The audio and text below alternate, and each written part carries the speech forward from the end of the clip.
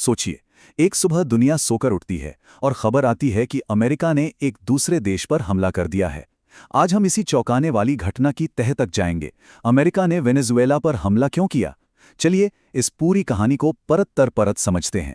3 जनवरी 2026 ये वो तारीख थी जब अमेरिका ने वेनेजुएला पर एक पूरी तरह से प्लान किया हुआ मिलिट्री अटैक लॉन्च किया। इस एक खबर ने पूरी दुनिया को, आप कह सकते हैं, सकते में डाल दिया। आखिर हुआ क्या था? चलिए इस पूरे मामले को समझते हैं। तो सबसे पहले ये देखते हैं कि ये हमला आखिर किया कैसे गया। हम बात करेंगे ऑपरेशन सदर्न स्पीयर की अंदर की कहानी के बारे में। देखिए, ये हमला बिजली की तेजी से 3 हिस्सों में हुआ। पहला, अमेरिकी जहाज़ों और एयरक्राफ्ट्स ने वेनेजुएला के सारे रडार सिस्टम और डिफेंस को पूरी तरह से बेकार कर दिया। दूसरा, इसके फौरन बाद राजधानी कराकस पर हवाई हमले किए गए। और तीसरा, स्पेशल फोर्सेस ने राष्ट्रपति निकोलस मादुरो और उनकी पत्नी को पकड़ लिया। तो हमले का नतीजा ये निकला कि मादुरो और उनकी पत्नी को सीधा अमेरिका ले जाया गया। वजह? उन पर नार्को टेररिज्म यानी ड्रग से जुड़े आतंकवाद और गैरकानूनी ड्रग तस्करी के संगीन आरोप थे। ये थी वो ऑफिशियल वजह जो दुनिया को बताई गई। लेकिन क्या कहानी बस इतनी ही है? तो फिर सवाल ये उठता है कि बात आखिर यहाँ तक पहुंची कैसे? ये कोई रातों रात लिया गया फैसला नहीं था। इसकी जड़ें कई साल पुराने तनाव में थीं। चलिए जरा पीछे चलते हैं और देखते हैं कि ये सब शुरू कहाँ से हुआ। इस कहानी की शुरुआत होती है साल 2013 में, जब सोशलिस्ट नेता निकोलस मादुरो राष्ट्रपति बने और तभी से अमेरिका के साथ टेंशन बढ़ने लगी। फिर 2025 की शुरुआत में अमेरिका ने वेनेजुएला के तेल और बैंकिंग सेक्टर पर बहुत कड़े आर्थिक प्रतिबंध लगा दिए।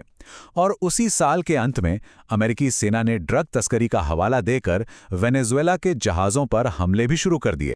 अच्छा, तो अमेरिका ने दुनिया के सामने इस हमले को सही ठहराने के लिए क्या कहा? उनके ऑफिशियल कारण क्या थे? चलिए अब उनको समझते हैं। अमेरिका ने बेसिकली 3 बड़े कारण सामने रखे। पहला, वेनेजुएला में गैंग से जुड़ी ड्रग्स की तस्करी को रोकना। दूसरा, राष्ट्रपति मादुरो को नार्को टेररिज्म के आरोपों में सजा दिलाना। और तीसरा, अपनी दक्षिणी सीमा पर राष्ट्रीय सुरक्षा और माइग्रेशन की चिंताओं को दूर करना। लेकिन सवाल वही है, क्या यही पूरा सच है या फिर पर्दे के पीछे कोई और ही कहानी चल रही थी? चलिए थोड़ा और गहराई में चलते हैं। तो अब बात करते हैं उस कहानी की जो पर्दे के पीछे है। कई एक्सपर्ट्स का मानना है कि असली मकसद सिर्फ एक शब्द में छिपा है, तेल। ये एक नंबर शायद सब कुछ बता देता है। नंबर 1, पूरी दुनिया में सबसे बड़े तेल भंडार वाले देश के रूप में वेनेजुएला की रैंक। ये एक ऐसा फैक्ट है जिसे नज़रअंदाज करना लगभग नामुमकिन है। तो देखिए, यहाँ 2 अलग अलग कहानियां चल रही हैं। एक तरफ है ऑफिशियल वजह, नेशनल सिक्योरिटी, ड्रग्स रोकना और न्याय। और दूसरी तरफ है वो वजह जिस पर शक है, दुनिया के सबसे बड़े तेल भंडार पर अपना असर बढ़ाना और अमेरिकी कंपनियों के लिए रास्ते खोलना। तो इस हमले का असर क्या हुआ?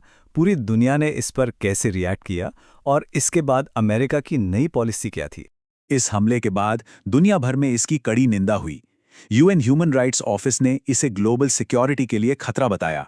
रूस, चीन और ब्राजील जैसे बड़े देशों ने इस हमले की निंदा करते हुए बयान जारी किए और कई देशों ने तो इसे सीधे सीधे अंतर्राष्ट्रीय कानून का उल्लंघन बताया।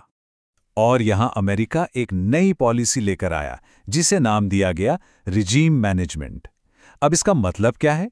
इसका मतलब यह था कि देश पर पूरा कब्जा करने के बजाय एक अंतरिम सरकार को सपोर्ट किया जाएगा और देश के सबसे जरूरी यानी तेल सेक्टर को फिर से खड़ा करने पर फोकस किया जाएगा।